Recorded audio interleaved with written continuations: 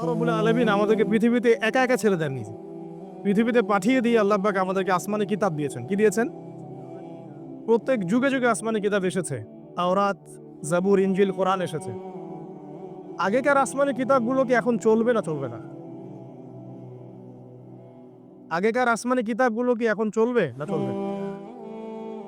যখন থেকে নবী মুহাম্মদ সাল্লাল্লাহু আলাইহি ওয়াসাল্লাম নবী হয়েছেন এবং তার উপরে কোরআন নাজিল হয়েছে, এখান থেকে নিয়ে কিয়ামত পর্যন্ত অন্য কোনো আসমানি কিতাব কেউ মানলে কি চলবে না চলবে না? এ বিষয়ে নবী সাল্লাল্লাহু আলাইহি ওয়াসাল্লামের একটা হাদিস বলি, তারপর সামনে যাই। একদিন নবী সাল্লাল্লাহু আলাইহি ওয়াসাল্লামের সামনে ওমর রাদিয়াল্লাহু আনহু বসে আছেন। কে বসে আছেন? ওমর রাদিয়াল্লাহু আনহুর নাম তো জানেন না, ইসলামের দ্বিতীয় খলিফা। নবীজিকে বলছেন যে তাওরাতে কিছু সুন্দর কথা আছে ইয়া রাসূলুল্লাহ। এই কথা বা এই স্টেটমেন্ট শোনার সাথে সাথে নবী সাল্লাল্লাহু আলাইহি ওয়াসাল্লামের চোখ মুখ রাগে লাল হয়ে গেল। হাদিসটা মিশকাতে আছে। রাগে লাল হয়ে নবী সাল্লাল্লাহু আলাইহি ওয়াসাল্লাম বলছেন যে ইয়া ওমর, হে ওমর, তুমি আমার সামনে তাওরাত পড়ছো? জেনে রাখো, লাউ কানা মূসা হাইয়ান, যদি মূসা আলাইহিস সালাম এখন জীবিত থাকতো। তাওরাত কার উপর নাজিল হয়েছে? মূসা। তাওরাত পড়ছো আমার সামনে, তাওরাত যার উপর নাজিল হয়েছে সেই মূসা আলাইহিস সালাম যদি জীবিত থাকতো এখন, ফাত্তাবাতুমুহু, আর তোমরা আমাকে বাদ দিয়ে তার অনুসরণ করতে, ওয়া তারাকতুমুনি, আমাকে ছেড়ে দিতে, লা দালালতুম আন সাওয়াইস সাবিল, তাহলে তোমরা অবশ্যই পথভ্রষ্ট হয়ে যেতে। তাওরাত পড়ছো, এখন যদি মূসা আলাইহিস সালামও জীবিত থাকতো আর তোমরা আমাকে বাদ দিয়ে নবী মূসার অনুসরণ করা শুরু করতে, তোমরা অবশ্যই জাহান্নামী হয়ে যাবে। লাউ কানা মূসা হাইয়ান, যদি মূসাও জীবিত থাকতো এখন, আবার যদি জীবিত করা হয় আলাইহিস সালাম, লাত্তাবানি, অবশ্যই তাকে আমার অনুসরণ করতে হবে। ওটা কি বুঝতে পারছেন? এই কারণে শেষ জামানে যখন ঈসা ইবনে মারইয়াম আসবেন, তিনি নতুন কোনো শরীয়ত নিয়ে আসবেন না। কি নিয়ে আসবেন? তিনি মুহাম্মদ সাল্লাল্লাহু আলাইহি ওয়াসাল্লামের অনুকরণ রূপেই পৃথিবীতে আসবেন ইনশাআল্লাহ। তো আল্লাহ পাক আমাদেরকে দিয়েছেন আল কোরআন, এবং কোরআন এর ব্যাখ্যা হচ্ছে হাদিস। নবী সাল্লাল্লাহু আলাইহি ওয়াসাল্লাম বিদায় হজের ভাষণে বলেছেন, এই হাদিসটা খুব ভালো করে মনে রাখবেন। তিনি বলেছেন যে তারাকতু ফিকুম আমরাইন, আমি তোমাদের মাঝে মাত্র দুটা বস্তু ছেড়ে যাচ্ছি। কয়টা বস্তু? দুটা বস্তু। লান তাদিল্লু মা তামাসসাকতুম বিহিমা, তোমরা কোশ্চিন কালেও পথভ্রষ্ট হবে না যতদিন পর্যন্ত এই দুটাকে আঁকড়ে ধরে থাকবে। ঠিক আছে? তোমরা কোশ্চিন কালেও পথভ্রষ্ট হবে না যতদিন পর্যন্ত এই দুটাকে তোমরা শক্ত করে আঁকড়ে ধরে থাকবে। অন্য হাদিসে আছে দাঁতের মাড়ি দিয়ে কামড়ে থাকবে। আপনি সামনের দাঁত দিয়ে কিছু কামড়াতে গেলে কিন্তু টান দিলে ছিঁড়ে যাবে না? দাঁতের মাড়ি দিয়ে যদি শক্ত করে ধরেন, এত সহজে কিন্তু টান দিলে ছিঁড়বে না। এই জন্য নবী বলছেন সাল্লাল্লাহু আলাইহি ওয়াসাল্লাম, দাঁতের মাড়ি দিয়ে কামড়ে ধরে থাকবে কোরআন এবং সুন্নাহকে। সেই দুটো বস্তু কি? নবী সাল্লাল্লাহু আলাইহি ওয়াসাল্লাম বলছেন, একটা হচ্ছে কিতাব আল্লাহ, আল্লাহ পাকের কিতাব, মানে কি? আল কোরআন, ওয়া সুন্নতি নবীহি, মানে নবীর সুন্নাত, অর্থাৎ হাদিস গুলো। কোরআন এবং সুন্নাহ মিলে ইসলাম। এই ইসলামটাই হচ্ছে আল্লাহ রাব্বুল আলামিনের মনোনীত সর্বশেষ দিন, সর্বশেষ টেস্টিমেন্ট। মানে আদম আলাইহিস সালামও তো মুসলিম ছিলেন, নূহ আলাইহিস সালামও মুসলিম ছিলেন, ঈসা আলাইহিস সালাম, মূসা আলাইহিস সালাম, ইব্রাহিম আলাইহিস সালাম, এই যে লক্ষ লক্ষ নবী রাসূল, তারা মুসলিম ছিলেন না? সবাই মুসলিম ছিলেন, কিন্তু সর্বশেষ যে বিধিবিধানগুলো আল্লাহর পক্ষ থেকে এসেছে সেটা কি? কোরআন এবং সুন্নাহ এবং ইসলামের এই নতুন রূপটা, সর্বস্বীকৃত সর্বনতুন যে রূপটা, এটা কিয়ামত পর্যন্ত থাকবে ইনশাআল্লাহ। তো ইসলাম চির প্রাচীন এবং চির নতুন, চির আধুনিক। আমরা কি বুঝাতে পারছি? এখন এই ইসলামটা কি পরিবর্তনযোগ্য? উত্তর না। আল্লাহ পাক সূরা মাইদার 3 নম্বর আয়াতে বলছেন, আল ইয়াউমা আকমালতু লাকুম দীনাকুম ওয়া আতমামতু আলাইকুম নি'মাতি ওয়া রাদিতু লাকুমুল ইসলাম দীনা। আল্লাহ পাক বলছেন, আজকে আমি তোমাদের উপরে দ্বীন ইসলামকে পরিপূর্ণ করে দিলাম। পরিপূর্ণ করে দেওয়ার অর্থ হচ্ছে এখানে সংযোজন বিয়োজনের কোনো সুযোগ নাই। কেউ যদি বলে 5 ওয়াক্ত নামাজের জায়গায় 6 ওয়াক্ত বানাই দিব আমরা, ঠিক আছে? সুযোগ আছে? সুযোগ নাই। যাকাতের বিধানটা খুব কঠিন মনে হয়, যাকাতের নিসাবটা একটু কমাই দিব, পারবে? ইসলামের চুল পরিমাণ কিছু ঢোকানোর বের করার কোনো সুযোগ নাই। কেন নাই? কারণ আল্লাহ পাক এই দিনটাকে পরিপূর্ণ করে দিয়েছেন। আল ইয়াউমা আকমালতু লাকুম দীনাকুম, দিনটাকে কামেল করেছি। কামেল মানে, কামেল পাস মানে কি? সার্টিফিকেট পাইছে পরিপূর্ণ, তাই না? সার্টিফিকেট সবকিছু না, জ্ঞান সবকিছু। এবং এই জ্ঞান শুধুমাত্র বই পড়ে অর্জিত হবে এমনও নয়। জ্ঞান আসে কার পক্ষ থেকে? আল্লাহর পক্ষ থেকে। এটা মনে রাখবেন, জ্ঞান আল্লাহর পক্ষ থেকে আসে। হ্যাঁ, জ্ঞান কখন আসবে? যখন আপনি পরিশ্রম করবেন, আপনার পরিশ্রম আল্লাহ পাক দেখবেন, আপনি ধারাবাহিকভাবে লেগে থাকবেন, আল্লাহর কাছে বেশি বেশি দোয়া করবেন, পাপ ছেড়ে দিবেন, গুনাহ ছেড়ে দিবেন, গুনাহমুক্ত অন্তর নিয়ে আল্লাহর কাছে কান্নাকাটি করবেন, আল্লাহ পাক ইনশাআল্লাহ ইলম দান করবে ইনশাআল্লাহ। ইমাম শাফি রাহিমাহুল্লাহ বলতেন যে আমি অনেক পড়ি কিন্তু ভুলে যাই। তার উস্তাদ তাকে বললেন যে তুমি পাপ করা ছেড়ে দাও, যদি গুনাহ করতে থাকো তাহলে তোমার অন্তরে আল্লাহর নূর নাজিল হবে না। ঠিক আছে, গুনাহ মুক্ত অন্তর নিয়ে ইলম চর্চা করতে হয়। আল্লাহ পাক তৌফিক দান করুন। আর ইলম অর্জন করে যদি অহংকার আর হিংসা চলে আসে তাহলে সেই ইলম হবে শয়তানের ইলম। শয়তান প্রচন্ড আলেম ছিল, কিন্তু ইবলিস কি ছিল? আলেম ছিল। সে কিন্তু আলেম আর আবেদ ছিল, সে ইলম অনেক অর্জন করেছিল এবং আল্লাহ পাকে প্রচুর ইবাদত করত, কিন্তু তারপরেও কেন সে জাহান্নামী হলো? কারণ একটাই, আবা ওয়াস্তাকবার, সে উদ্ধত হয়েছিল, অহংকার করেছিল। ইসলাম পরিপূর্ণ, এখানে সংযোজন বিয়োজনের কোনো সুযোগ নাই। এখন ইসলাম ছাড়া অন্য কোনো দিন মানলে কি হবে কিনা? আল্লাহ পাক সূরা আলী ইমরানের মধ্যেই বলছেন, ওয়ামান ইয়াবতাগি গায়রাল ইসলামি দীনান ফালান ইউকবালা মিনহু, কেউ যদি ইসলাম ছাড়া, এই পরিপূর্ণ দিনটা ছাড়া অন্য কোনো জীবন ব্যবস্থা তালাশ করে, তার পক্ষ থেকে কশ্চিন কালেও কোনো আমল কবুল করা হবে না। এটা কার কথা? আল্লাহর কথা। একটা জায়গায় আমি ফোকাস করি যে দিন পালন করতে গিয়ে সবচেয়ে বড় চ্যালেঞ্জটা হচ্ছে, সেটা হচ্ছে আল্লাহকে পাওয়া। কি করা? যে আল্লাহর কাছ থেকে আমরা এসেছি, সেই আল্লাহকে দুনিয়াতে এবং আখিরাতে পাওয়া, এটাই চ্যালেঞ্জ। আল্লাহকে যে ব্যক্তি পেয়েছে সে দুনিয়ার সব পেয়ে গেছে। আল্লাহকে যে পায় নাই সে আসলে কিছুই পায় নাই, ইহকাল পরকালের কিছুই পায়নি। এখন আমরা আল্লাহকে পাবো কিভাবে?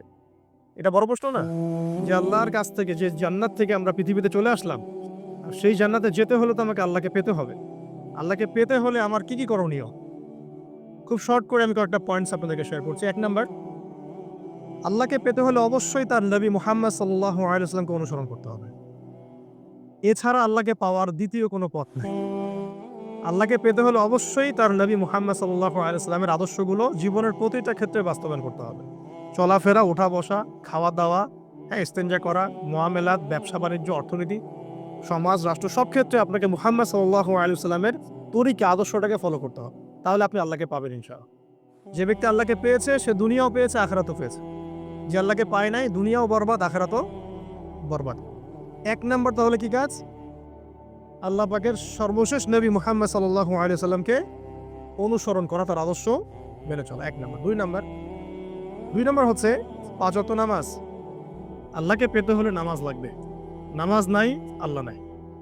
ওয়াস্তাঈনু বিস-সাবরি ওয়াস-সালাত, তোমরা সবর এবং সালাতের মধ্য দিয়ে আল্লাহর সাহায্য প্রার্থনা করো। আমরা এই জন্য নামাজে বলি ইয়াকা না'বুদু ওয়া ইয়াকা নাস্তাঈন, আমরা শুধু আপনারই ইবাদত করি এবং আপনার কাছেই সাহায্য প্রার্থনা করি। আল্লাহকে পেতে হলে নামাজের কোনো বিকল্প নাই। যে ব্যক্তি নামাজ পড়ে না, আল্লাহর সাথে তার কোনো সম্পর্ক নেই, নো কানেকশন। আপনি যে কোনো কিছু চাচ্ছেন, সেজদায় পড়ে আল্লাহর সামনে আত্মসমর্পণ করেই চাইতে হবে।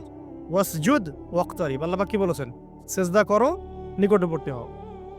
তো ব্যাখ্যা অনেক করা যায়। নামাজ না পড়লে কিন্তু মানুষ কুফরিতে লিপ্ত হয়। যে ব্যক্তি মান তারাকা সালাতান মুতাআম্মিদান ফাকাদ কাফারা, যে ব্যক্তি সালাতকে অস্বীকার করে, ফরজ নামাজকে অস্বীকার করে, সে ব্যক্তি কিন্তু কুফরিতে চলে যায়। ঠিক আছে? তারপরে বাইনা রাজুলি ওয়া বাইনা শিরকি ওয়াল কুফরি তারকুস সালাহ, একজন মুমিন বান্দা এবং অমুসলিমদের মধ্যে পার্থক্যই নামাজ। নামাজের বিষয়ে অনেক কথা আমি আগেও বলেছি, আপনারা শুনেছেন, অন্য আলেমদের কাছেও শুনেছেন। এক বাক্যে নামাজ না পড়লে ইসলামের রশিটা কেটে যাবে। মুআয বিন জাবালকে নবী সাল্লাল্লাহু আলাইহি ওয়াসাল্লাম বলেছেন যে যদি মান তারাকা সালাতান মুতাআম্মিদান, কেউ যদি সালাতকে ইচ্ছা করে ছেড়ে দেয়, ফাকাদ বারিআত মিন জিম্মাতিল্লাহ, সে ব্যক্তি আল্লাহর জিম্মেদারি থেকে মুক্ত হয়ে যাবে। তার উপর আল্লাহর কোনো জিম্মাদারি নাই, আল্লাহর নিরাপত্তা জিম্মাদারি থেকে সে মুক্ত। তো 5 ওয়াক্ত নামাজ আল্লাহ পাক আমাদের সবাইকে জামাতের সাথে পড়ার তৌফিক দান করুন। এর পাশাপাশি নফল নামাজ বাড়িয়ে দেওয়ার তৌফিক দান করুন এবং স্পেশালি তাহাজ্জুদের নামাজ যদি পারেন 2 রাকাত হলেও নিয়মিত তাহাজ্জুদের নামাজ পড়ার তৌফিক আল্লাহ পাক আমাদেরকে দান করুন। আর নামাজের বাহ্যিকতা নিয়ে এত বেশি ঝগড়ায় যাবেন না। এখন আমরা যত ঝগড়া নামাজের বাহ্যিকতা নিয়ে, হাত বাঁধা, রফুল ইয়াদাইন, আমিন আর পায়ে পা, এগুলো নিয়ে ঝগড়া শেষ আছে? নাই। ইসলামের বিরোধী শক্তিরা হাত ভেঙে ফেলার পায়তারা করে ফেলেছে অলরেডি। হাতই না থাকলে আপনি বাঁধবেন কোথায়? মনে করেন আপনার হাতই নাই, বাঁধবেন কি উপরে না নিচে? এই হাত তো ভেঙে ফেলার পায়তারা করা হয়েছে। এখন আপনি পড়ে আছেন বাঁধার কোন জায়গায় বাঁধবেন সেটা নিয়ে, অথচ পুরো বৈশ্বিক চক্রান্ত মুসলিমদের বিরুদ্ধে হাতটাই ভেঙে ফেলে দিবে। তুই বাঁধবি কোথায় হাত? তারপর দেখব। এটা আমরা বুঝতে পারি না। এটা বোঝার জন্য যে জ্ঞান, ইলম, নূর দরকার তা তো নাই আমাদের মধ্যে। এই জন্য আপোষের ঝগড়া নিয়ে পড়ে আছে। যে ছোটোখাটো যে ইখতিলাফি মাসআলাগুলো চলে আসছে দীর্ঘদিন থেকে, এগুলোর কোনো সমাধানে আসতে পারবে না কিন্তু কেউ। পক্ষে বিপক্ষে কথা চলতেই থাকবে কিয়ামত পর্যন্ত, ওইগুলো নিয়ে আমরা ব্যস্ত আছি। তা আমি রিকোয়েস্ট করবো নামাজের আধ্যাত্মিকত্বের দিকে ফোকাস করে। নামাজের আধ্যাত্মিকত্ব কি? আপনি আল্লাহর সামনে দাঁড়িয়েছেন, দুনিয়ার সাথে এখন আপনার কোনো সম্পর্ক নেই, আপনি এবং আল্লাহ, মাঝখানে কিছু নাই। নামাজে যা পড়ছেন, সূরা ফাতিহা, অন্যান্য সূরা, রুকু, তাসবিহ, সিজদা, তাশাহুদ, দরুদ, অর্থ বোঝার চেষ্টা করেন এবং অর্থের দিকে ফোকাস করেন, আল্লাহকে পাবেন ইনশাআল্লাহ। সিজদায় রুকুতে যখন যাচ্ছেন, আপনি চিন্তা করেন যে আপনি মহাবিশ্বের মহা শক্তিধর আল্লাহ রাব্বুল আলামিনের সামনে মাথা নত করেছেন। আপনি চিন্তা করেন যে আল্লাহ আপনাকে দেখছেন। এখন যখনই মানুষ নামাজে দাঁড়ায়, আল্লাহ পাক তার দিকে দৃষ্টি নিবদ্ধ করেন, এবং যখন মানুষ এদিক ওদিক তাকানো শুরু করে নামাজে, আল্লাহ পাক মুখ ঘুরিয়ে নেন। হ্যাঁ, নামাজে ওই যে আমরা যে ডিজিটাল নামাজ পড়ি না এখন, ডিজিটাল মানে 4 রাকাত নামাজ 4 মিনিটে শেষ। এক রুকু করলে সেজদা পাওয়া যায় না, সেজদার তাসবিহ পড়লে আবার এদিকে দেখা যায় যে দ্বিতীয় সেজদায় চলে গেছে অলরেডি ওঠার আগে। অনেক ক্ষেত্রে ইমাম সাহেবরাও খুব দ্রুত নামাজ পড়ান, অনেক দ্রুত পড়ান। এত দ্রুত নামাজ পড়াবেন কেন? নামাজ জামাতে পড়লে সংক্ষিপ্ত করতে বলা হয়েছে, কিন্তু এত দ্রুত তো পড়তে বলা হয়নি। এখনো দেখবেন মক্কা মদিনায় গিয়ে নামাজ দেখবেন, মাশাআল্লাহ, নামাজটা তাদের মাশাআল্লাহ এটার প্রশংসা না করলে হকাদা হবে। নামাজটা অসাধারণ, ধীর স্থিরভাবে ফজরের নামাজ 20 মিনিট, 15 মিনিট, 20 মিনিট পড়াচ্ছে নামাজ, রিল্যাক্স। নামাজে দাঁড়ালে চমৎকার তেলাওয়াত হচ্ছে, আপনি ভুলে যাচ্ছেন নিজেকে। তেলাওয়াত হবে চমৎকার, এবং সবচেয়ে ভালো যিনি তেলাওয়াত করতে পারেন তাকে নামাজে দিতে হবে। রিল্যাক্সে নামাজ পড়বে। ক্ষেত্র বিশেষে আপনি শর্ট করতে পারেন, কিন্তু সবসময় কেন আমরা 4 রাকাত নামাজ 3 মিনিটে শেষ করে দিব? আবার নামাজের পর দোয়াটা হবে লম্বা, অথচ নামাজটাই ছিল দোয়া, নামাজটাই কিন্তু দোয়া। এখন সেজদায় আমরা যদি কান্নাকাটি করতে না শিখি, আল্লাহর সামনে আমি মাথা নত করেছি, এখানে নিজের মনের যত আবেগ, আকুতি, দোয়া, এগুলো আল্লাহর সামনে ঢেলে না দিতে পারি, এই দোয়া কালাম না শিখি, তাহলে তো নামাজের আধ্যাত্মিকতা অর্জন হলো না। সাহাবীরা কেমন করে নামাজ পড়তেন যে নামাজ পড়ার পরেও তাদের গা থেকে তীর বের করা যায়? কিভাবে তারা নামাজ পড়তেন? তাহলে নবী সাল্লাল্লাহু আলাইহি ওয়াসাল্লাম কিভাবে নামাজ পড়তেন যে নামাজ পড়ার ফলে তার পা মোবারক ফুলে যাইত? এক রাকাতে তিনি 4 পারা কোরআন তেলাওয়াত করতে পারলেন কিভাবে? তো তাদের নামাজ আর আমাদের নামাজ, আল্লাহ রাব্বুল আলামিন তার রাসূলের মাধ্যমে একটা হাদিসে জানিয়েছেন যে এমনও অনেক নামাজি আছে, নাউযুবিল্লাহ, আল্লাহ পাক আমাদেরকে তাদের অন্তর্ভুক্ত না করুন, যে নামাজ পড়ার পরে আল্লাহ রাব্বুল আলামিন এই নামাজটাকে ওই নামাজের মুখের উপর নিক্ষেপ করে দেয়। তোমার নামাজের আমার কোনো দরকার না। আল্লাহ পাক আমাদেরকে হেফাজত করুন। ধীর স্থিরভাবে পড়েন, রিল্যাক্সে, তাড়াহুড়োর কিচ্ছু নাই। ওয়ামা খালাকতুল জিন্না ওয়াল ইনসা ইল্লা লিয়াবুদুন, শুধুমাত্র আল্লাহর ইবাদত করার জন্যই তো পৃথিবীতে এসেছি। হোক না দোকানটা 5টা মিনিট পরে খুললে কি হবে? হ্যাঁ, জমিতে যান, জমিতে আধা ঘন্টা পরে গেলে কি হবে? যে আল্লাহ পাক আপনাকে বাঁচিয়ে রাখতে পারেন, সে আল্লাহ পাক আল্লাহর পথে সময় দিলে আপনাকে অফুরন্ত রিজিকও তো দিতে পারেন না? আপনি আল্লাহর হয়ে যান, বাকি সব আল্লাহ আপনার দায়িত্ব নিয়ে নেবেন ইনশাআল্লাহ। আপনি নিজে আল্লাহর হয়ে যান, আপনার সবকিছু দায়িত্ব কে নিয়ে নেবে? আল্লাহ নিয়ে নেবে। আল্লাহ পাক আমাদেরকে ধীর স্থিরভাবে আধ্যাত্মিকত্ব অর্জন করে নামাজ পড়ার তৌফিক দান করুন, আমিন। তো দেখুন, আল্লাহকে পাওয়ার সবচেয়ে সেরা মাধ্যম কি?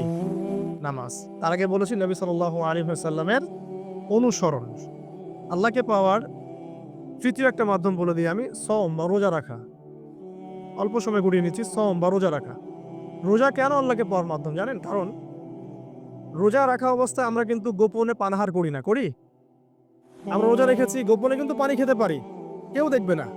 গোসল করছেন, আপনি পানি খেতে পারেন, কেউ দেখবে না। লুকিয়ে লুকিয়ে আপনি কিন্তু খাবার খেতে পারেন, কেউ দেখবে না, বাসায় কেউ নাই দেখার, কিন্তু আপনি খান না। আপনি সবর করেন, সহ্য করেন, একদম সূর্যাস্তের সময় গিয়ে আপনি ইফতার করেন। এই যে কাজটা আপনি কেন করেন? কারণ আপনি ফিল করেন যে আল্লাহ আপনাকে দেখছেন। কেউ আপনাকে দেখুক না দেখুক, আল্লাহ আপনাকে দেখছেন। এটাই হচ্ছে ইহসান, এটাই হচ্ছে আল্লাহ পাকের মারিফতকে উপলব্ধি করা। আল্লাহ রাসূল সাল্লাল্লাহু আলাইহি ওয়াসাল্লাম বলেছেন, ইহসান হচ্ছে আন তা'বুদাল্লাহা কাআন্নাকা তারা, তুমি এমন ভাবে আল্লাহর ইবাদত করবে যেন তুমি আল্লাহকে দেখছো। ওয়া ইল্লাম তাকুন তারাহু ফাইন্নাহু ইয়ারাক, তুমি আল্লাহকে দেখতে না পারলেও বিশ্বাস করবে আল্লাহ তোমাকে দেখছেন। এটা রোজা রাখলে উপলব্ধি হয় না যে আল্লাহ আমাকে দেখছেন? এটা হচ্ছে আল্লাহকে পাওয়ার মাধ্যম।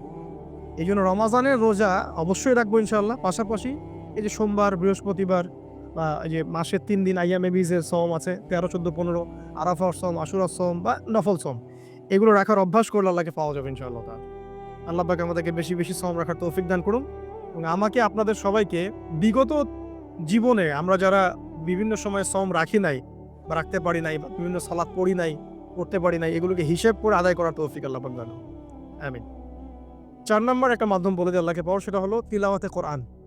কোরআন তেলাওয়াত যে যত বেশি করবে, অর্থ উপলব্ধি করে পড়বে, সে আল্লাহ পাককে চাক্ষুষ পাবে ইনশাআল্লাহ। কারণ আল্লাহ রাব্বুল আলামিন একটা চিঠি দিয়েছেন মনে করেন আপনাকে।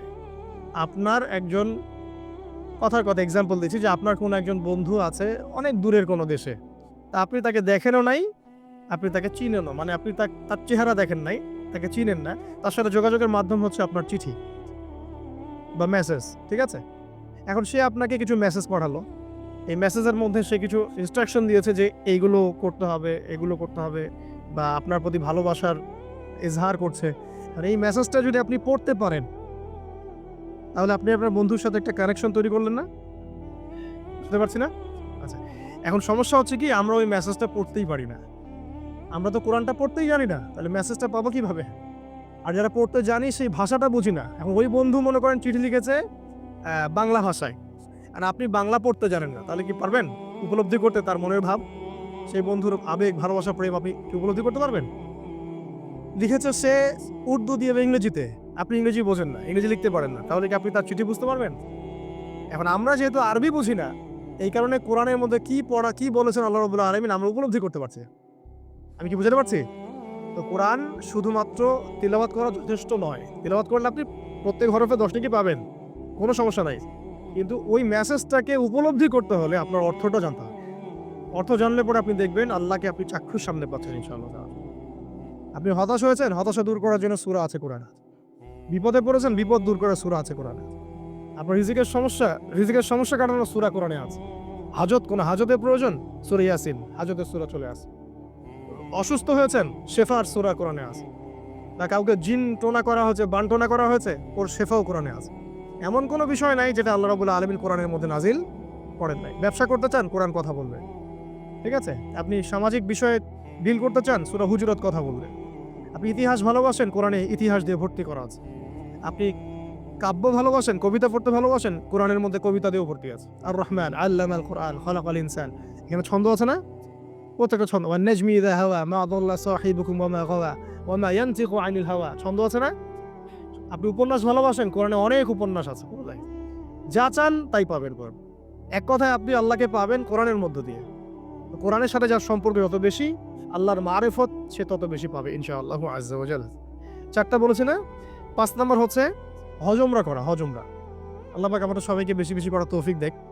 হজ এবং উমরায় এমন কিছু কাজ আছে যে কাজগুলো সরাসরি আপনার সাথে আল্লাহ পাকে কানেকশন করা হবে। আরাফার মাঠে যাবেন, ওই মাঠে কি কিয়ামত হবে না? আল্লাহকে চিনতে পারবেন এখানেই।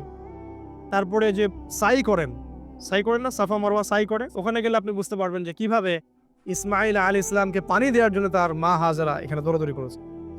বাইতুল্লাহ দেখবেন, আপনি চিনবেন যে আল্লাহ তাওহীদ কি জিনিস। চোখে দেখার সাথে সাথে আপনার ভিতরে এমন একটা ফিলিংস আসবে যেটা ভাষায় প্রকাশ করা যাবে না। চোখে দেখার সাথে সাথে এমন একটা ফিলিংস আসবে, আপনাকে আমি এটা ভাষায় প্রকাশ করে বোঝাতে পারবো না। আপনি জানবেন ইব্রাহিম আলাইহিস সালাম এবং তার ছেলে ইসমাইল আলাইহিস সালাম বাপ বেটা মিলে রাজমিস্ত্রি কাজ করেছে। এটা আপনি জামজাম কূপ দেখবেন, পানি পান করবেন, আল্লাহকে চিনতে পারবেন যে এই কূপ তো অলৌকিক। এই কূপের মতো কূপ নাই পৃথিবীতে, এর পানি কখনো শেষ হয় না, এবং এই পানি খেয়ে মানুষ বেঁচে থাকতে পারে, খাবারের দরকার হবে না। দীর্ঘদিন পর্যন্ত এই পানি খেয়ে মানুষ বেঁচে থাকতে পারবে, খাবারের প্রয়োজন হয় না। তো এই পানির মধ্যে এমন কিছু উপাদান আছে যেটা মানুষের শরীরের রোগগুলোকে শেফা দিয়ে দিবে ইনশাআল্লাহ তাআলা আল্লাহর হুকুমে। তো প্রত্যেকটা কাজে রাসূল সাল্লাল্লাহু আলাইহি ওয়াসাল্লাম শহরে গেছেন মদিনায়, ওই মদিনার বাতাসটা আপনাকে বলে দিবে এটা একটা অন্যরকম শহর, ঠিক আছে? রাসূল সাল্লাল্লাহু আলাইহি ওয়াসাল্লামের রওজায় যাবেন, সামনে দাঁড়াবেন, আপনি আল্লাহকে চিনতে পারবেন। আপনি আর পৃথিবীতে থাকবেন না, অন্য জগতে চলে যাবেন। ওই যে বাকিউল গারকাত আছে, সাহাবীদের কবরস্থান জান্নাতুল বাকি, ওখানে ঢুকবেন, আপনার কাছে মনে হবে যে পৃথিবীটা আসলে কিছুই না। পৃথিবীর সবচেয়ে সেরা মানুষগুলো এই মাটির নিচে শুয়ে আছে। ওখানে আপনাকে খুবই তুচ্ছ মনে হবে তাদের সাথে। এই যে মানে বিভিন্ন জায়গায় গিয়ে আল্লাহকে চিনতে পাওয়া, এটা সবচেয়ে ভালো হয় হজ এবং উমরাতে গিয়ে। আল্লাহ পাক আমাদেরকে তৌফিক এনায়েত করুন, আমিন। তো এটা একটা আল্লাহকে পাওয়ার নিদর্শন। যাদের হজ ফরজ হয়ে গেছে অবশ্যই হজ করে ফেলবেন, আর যাদের সামর্থ্য আছে তারা বেশি বেশি উমরা করবেন। নবী সাল্লাল্লাহু আলাইহি ওয়াসাল্লাম বলেছেন, এক হজ পরের হজের মধ্যে যত গুনাহ মাফ করিয়ে দেয়, এক উমরা পরের উমরার মধ্যে যত গুনাহ সেগুলোকে মাফ করিয়ে দেয়। আল্লাহ পাক আমাদেরকে এই আমলগুলো করার তৌফিক এনায়েত করুন। 6 নাম্বার বলছি জিকির, আল্লাহ পাকের জিকির বাড়াতে হবে। যে আল্লাহ পাকের জিকির যত বেশি করবে সে আল্লাহ পাকের মারিফত তত বেশি উপলব্ধি করবে, আল্লাহকে পাবে ইনশাআল্লাহ। আর এই জিকির করার জন্য ওযুও শর্ত নয়, জানেন? আল্লাহর জিকির করার জন্য কিন্তু ওযু শর্ত নয়। আপনি মনে মনে চলতে ফিরতে অলওয়েজ সুবহানাল্লাহ, আলহামদুলিল্লাহ, আল্লাহু আকবার, লা ইলাহা ইল্লাল্লাহ, আস্তাগফিরুল্লাহ করতেই থাকতে পারেন। কষ্টের কিছু আছে? খালি জবান চলবে, খালি জবান চলবে। মাঠে কাজ করছেন, ওই যে লাঙল দিয়ে কাজ করছেন, সেচ দিচ্ছেন, আপনি পড়তে থাকবেন আস্তাগফিরুল্লাহ ওয়া আতুবু ইলাইহি, লা হাওলা ওয়ালা কুওয়াতা ইল্লা বিল্লাহ, সুবহানাল্লাহ, আলহামদুলিল্লাহ, লা ইলাহা ইল্লাল্লাহ, আল্লাহু আকবার। কোনো সমস্যা? কোনো সমস্যা নেই। রান্না বান্না করছে মেয়েরা, এটা করতে করতে পড়তে পারবে না? গাড়ি ড্রাইভ করছেন, ড্রাইভ করতে করতে আপনি পড়তে পারবেন লা ইলাহা ইল্লাল্লাহ ওয়াহদাহু লা শারীকা লাহু, লাহুল মুলকু ওয়া লাহুল হামদু ওয়া হুয়া আলা কুল্লি শাইইন কাদির। যে কোনো কাজ করতে করতেই ইল্লাল ইস্তিনজা, ইস্তিনজা বাদ দিয়ে। ইস্তিনজা কি জিনিস? প্রসাব পায়খানা। এই সময় এগুলো মুখ দিয়ে বলবেন না, দরকার নাই। আপনি এরপরে যে সময়গুলো আছে এগুলোতে আপনি জিকির বাড়াবেন। যে যত বেশি জিকির করবে তার কলব তত বেশি পরিচ্ছন্ন হবে। যার কলব যত পরিচ্ছন্ন আল্লাহর নূর তার কলবে তত বেশি আসবে। সে আল্লাহ পাককে তত কাছে পাবে ইনশাআল্লাহু আযজা ওয়া জাল। 7 নাম্বার দোয়া ইস্তেগফার বাড়িয়ে দেয়। আল্লাহর কাছে বেশি বেশি দোয়া করতে হবে। দোয়া বাড়িয়ে দেন। দোয়ার জন্য হুজুর ডাকতে হবে না। দোয়ার জন্য আমাকে ডেকে বাসায় খাওয়ানোরও দরকার নেই আপনার। দোয়ার জন্য আপনি যথেষ্ট। নামাজে দাঁড়ান, নামাজে সিজদায় দোয়া করেন। নফল নামাজ পড়েন, নফল নামাজে সিজদায় দোয়া করেন। নামাজে পড়ে হাত তুলে দোয়া করেন প্রয়োজনে। নামাজে সালাম ফেরানোর আগে দোয়া করেন। যে কোনো ভালো কাজ করেছেন তারপর দোয়া করেন। ঠিক আছে? কোরআন তেলাওয়াত করলেন, দোয়া করেন। তাহাজ্জুদের ওয়াক্তে দোয়া করেন। বৃষ্টি পড়ছে তখন দোয়া করেন। ঠিক আছে? মানে দোয়া কবুলের মোমেন্ট, সময়গুলো, আজান হয়েছে, আজান ইকামতের মাঝখানে দোয়া করেন। এই যে এখন খুতবা হচ্ছে এই সময় দোয়া করেন, দোয়া কবুল হবে। দিনই মসজিদে বসেছেন, দোয়া করেন। দোয়া করতে থাকেন মনে মনে। যত বেশি আপনি দোয়া করতে পারবেন আল্লাহর কাছে ইনশাআল্লাহ আল্লাহকে আপনি তত কাছে পাবেন ইনশাআল্লাহ। এটা আল্লাহকে পাওয়ার অন্যতম মাধ্যম। এবং ইস্তেগফার, ইস্তেগফার মানে কি? তওবা করা। আস্তাগফিরুল্লাহাল্লাযী লা ইলাহা ইল্লা হুয়াল হাইয়ুল কাইয়ুম ওয়া আতুবু ইলাইহি। এটা বেশি বেশি পড়বেন। দিনে কমপক্ষে 70 বার বা 100 বার পড়ার চেষ্টা করবেন। আল্লাহ পাক তৌফিক দান করুন। কয়টা বলছি ভাই? 7টা। আচ্ছা, 8 নাম্বার হচ্ছে সদকা করা। সদকা, দান সদাকা আল্লাহর কাছে খুব বেশি পছন্দের। দান সদকা করার জন্য সম্পদ লাগে না। আমার কথা শোনেন, দান সদকা করার জন্য সম্পদ লাগে না, কলিজা লাগে, মন লাগে। বহু বড় বড় মানুষ আছে দান সদকা করতে পারে না, কোটিপতি, যাকাত দেয় না, আছে না? আর বহু গরিব মানুষ ভ্যান চালায়, কৃষিকাজ করে, দেখবেন 100 টাকা দান করে দিল। মন থাকতে হয়, মন, কলিজা বড় থাকতে হয়। তো যাদের কলিজা বড়, মন বড়, তারা দান সদকা করতে পারবে ইনশাআল্লাহ। আর যার মন বড় সেখানেই তো আল্লাহর নূর আসবে। সংক্ষিপ্ত মনে কি, সংকীর্ণ মন আল্লাহর নূর কোত্থেকে আসবে? কথা বুঝতে পারে নাই? তো দান সদকা বাড়ান। আপনি 1 টাকা দান করেন, 5 টাকা দান করেন, হালাল রিজিক থেকে 1 টাকা দান করেন, সেটা আল্লাহর কাছে অনেক বেশি পছন্দের। একটা হাদিসে নবী সাল্লাল্লাহু আলাইহি ওয়াসাল্লাম বলেছেন, হালাল উপার্জন থেকে আল্লাহর বান্দারা যখন একটা খেজুরও দান করে, আল্লাহ পাক সেই একটা খেজুরকে আস্তে আস্তে বড় করতে থাকেন, বড় করতে থাকেন, বড় করতে থাকেন। এটা এক পর্যায়ে পাহাড়ের সমান হয়ে যায়। কিয়ামতের মাঠে মানুষ তার দান এবং সাদাকার যে ছায়া, এই ছায়ার নিচে অবস্থান করবে। আপনার বিপদ হয়েছে, দান সদকা করেন, বিপদ দূর হয়ে যাবে ইনশাআল্লাহ। জটিল কোনো রোগ হয়েছে, কোনো ডাক্তার ট্রিটমেন্ট করতে পারছে না, সদকা করেন, রোগ ভালো হয়ে যেতে পারে ইনশাআল্লাহ। সদকার ব্যাপক ফজিলত আছে। সদাকা, দান সদাকা, দোয়া, এগুলো তাকদিরের যে বিপদ আপদগুলো আছে না, ঝুলে আছে, আমাদের তাকদিরে বিপদ আছে না অনেক, এগুলোকেও সরিয়ে দিতে পারে আল্লাহ। এই শক্তি আছে দোয়া এবং দান সদকার মধ্যে। আল্লাহ পাক আমাদেরকে বেশি বেশি সাদাকা করার তৌফিক দান করুন, আমিন। আর সাদাকা নফল না করতে পারলেও কমপক্ষে ফরজ যাকাতটুকু দিবেন। ফরজ যাকাতটুকু দিবেন, কারণ যাকাত, সদকা এবং ব্যবসা এগুলো হচ্ছে ইসলামিক অর্থনীতির মূল ভিত্তি, এর সাথে কৃষিকাজ। আর দুটো বলে শেষ করে দেই। 9 নম্বর হচ্ছে আমর বিল মারুফ এবং নাহি আনিল মুনকারের কাজ করা, মানে সৎ কাজের আদেশ করা, মানুষকে অসৎ কাজে নিষেধ করা। এই কাজটা যে যত বেশি করবে সে তত বড় ব্যবসায়ী। কারণ কি, আপনার দাওয়াতে, আপনার লেকচার শুনে, আপনার বই পড়ে, আপনার নসিহত শুনে যদি একটা মানুষও দিনের পথে ফিরে আসে, ওই একটা মানুষের সারা জীবনের যে নেক কাজ, এই সমস্ত নেক কাজের একটা অংশ আপনি পাবেন। আবার আপনি কাউকে অন্যায় থেকে বারণ করেছেন, আপনার দাওয়াত শুনে কেউ সিগারেট ছেড়ে দিয়েছে, মাদক ছেড়ে দিয়েছে, জেনা ছেড়ে দিয়েছে, পণ ছেড়ে দিয়েছে, বা হারাম সুদ ছেড়ে দিয়েছে, ওই মানুষটা এখন সারা জীবন যত ভালো কাজ করবে, এই পুরো ভালো কাজের একটা অংশ আপনি পাবেন ইনশাআল্লাহ। এর চেয়ে বড় কিন্তু কোনো ব্যবসা নাই। এই কাজটা করলে আল্লাহ পাকের রহমত নেমে আসে, আর এই কাজটা ছেড়ে দিলে আল্লাহ পাকের গজব নেমে আসে। যখন মানুষ ন্যায়ের আদেশ এবং অন্যায়ের নিষেধ ছেড়ে দিবে, আল্লাহর গজব নেমে আসবে। আর মানুষ যত বেশি সৎ কাজে আদেশ করবে, অসৎ কাজে নিষেধ করবে, আল্লাহর রহমত তত কাছে আসবে ইনশাআল্লাহ। আল্লাহকে পাওয়া যাবে ইনশাআল্লাহ তাআলা। আল্লাহ পাক আমাদেরকে তৌফিক এনায়েত করুন। আর সর্বশেষ একটা বলে শেষ করে দেই, সেটা হলো যে আল্লাহর দিনের খেদমত করা বা দিনের কল্যাণে নিজেকে নিয়োজিত রাখা। আল্লাহর দিনের খেদমত করা বা দিনের কল্যাণে নিজেকে নিয়োজিত করলে আল্লাহ পাককে পাওয়া যাবে ইনশাআল্লাহ। এই পৃথিবীতে আল্লাহ পাকের সবচেয়ে গুরুত্বপূর্ণ জিনিসটা কি? নিয়ামতটা কি? আল্লাহর দিন না? এই দিন ছাড়া কি পৃথিবীতে আর কিছু আছে? একটা হাদিসে আসছে যে পুরো পৃথিবীটাই তো অভিশপ্ত। পুরো পৃথিবীটা কি? অভিশপ্ত। শুধুমাত্র দিনের এলেম অর্জনের জায়গা ছাড়া, তালেবে এলেমদের জায়গা ছাড়া, দিনী মাহফিলগুলো ছাড়া, যেখানে নামাজ হয় এই জায়গাগুলো ছাড়া বাকি সব অভিশপ্ত জায়গা। তো এখানে পৃথিবীতে সবচেয়ে গুরুত্বপূর্ণ এবং ইম্পর্টেন্ট আল্লাহর কাছে প্রিয় জিনিসটা কি? আল্লাহর দিন। আল্লাহর সেই প্রিয় জিনিসটাকে যারা এগিয়ে নেওয়ার চেষ্টা করবে, সে দিনের খেদমত করার চেষ্টা করবে, দিনের জন্য একটা মসজিদ করা, একটা মাদ্রাসা করা, হ্যাঁ, একটা কোনো ভালো কোনো প্রকল্প করার চেষ্টা করবে, আল্লাহ পাক কি তাদেরকে রক্ষণাবেক্ষণ করবেন না? আল্লাহ পাক তাদের অভিভাবক হবেন না? নিঃসন্দেহ হবেন ইনশাআল্লাহ। এবং ইনশাআল্লাহ তাআলা তারা পৃথিবীতেও সফল হবে, পরকালেও ইনশাআল্লাহ তাআলা সাফল্যের চাদর তাদেরকে আঁকড়ে ধরবে ইনশাআল্লাহ তাআলা। আল্লাহ রাব্বুল আলামিন আমাদের সবাইকে এই দুনিয়াতে আল্লাহকে পাওয়ার তৌফিক দান করুন এবং যে কাজগুলো করলে পরে আল্লাহকে পাওয়া যায় সেই কাজগুলো বেশি বেশি করে করার তৌফিক আল্লাহ পাক দান করুন এবং পরকালে আল্লাহ রাব্বুল আলামিন আমাদের গুনাহগুলোকে মাফ করে আল্লাহর রহমতের চাদরে আমাদেরকে আবৃত করে নিন। আল্লাহুম্মা আমিন। আকুলু কওলি হাযা আস্তাগফিরুল্লাহ লি ওয়া লাকুম ওয়া লিসাইরিল মুসলিমিন। বারাকাল্লাহু লানা ওয়া লাকুম বিল আয়াতিল হাকীম। ইন্নাহু তাআলা জাওয়াদুন কারীমুন ওয়া রাউফুর রহিম।